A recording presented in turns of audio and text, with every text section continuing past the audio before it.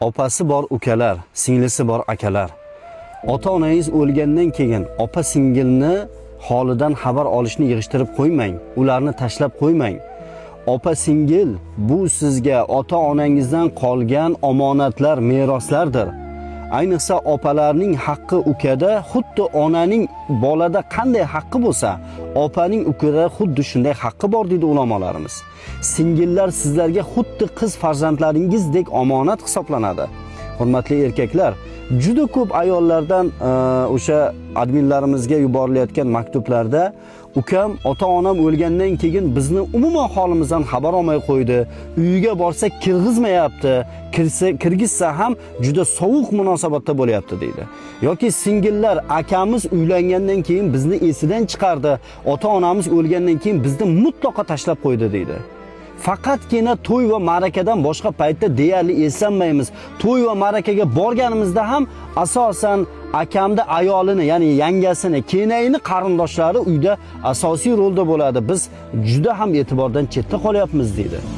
Agar haqiqatan ham ish shunaqa bo'ladigan bo'lsa, hurmatli erkaklar, opa-singillaringizga nisbatan bu ochiqchasiga zulm hisoblanadi. Tasavvur qiling, ota-onangiz shu holni ko'rsa qanday sizga munosabatda bo'lar edi? Ota-onangiz qabrida qanday tinch yotadi deb o'ylaysiz mana shu holatdan? Yoki shu holatingiz yaratgan egamga xush keladi deb o'ylaysizmi?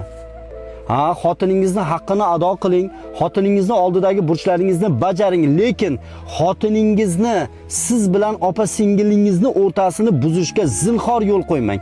Zinhor. Hech qaysi xotinni erining opa-singlisi bilan o'rtasini buzishga mutlaqo haqqi yo'q. Akasidan yoki ukasidan qarz so'rab kelayotgan opa-singillarga qarz bermaydiganlar bor ekan. Hurmatli erkaklar, qarz so'rab kelsa o'zingizdan xafa bo'ling.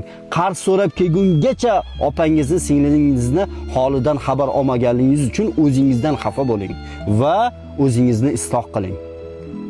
Ulamolarimiz aytadi, kim opa-singlisini, 3 ta opa-singlisi bo'lsa yoki 2 ta opa-singlisi bo'lsa, turmushga chiqmagan bo'lsa yoki turmushidan ajrashib kelgan bo'lsa, ularga yaxshi muomalada bo'lib, go'zal suhbatlar qilib, ularga ihson qilib, ularga demak holidan xabar olib, ularni yedirib ichirsa, dunyo va oxiratda yaxshilikka erishadi degan.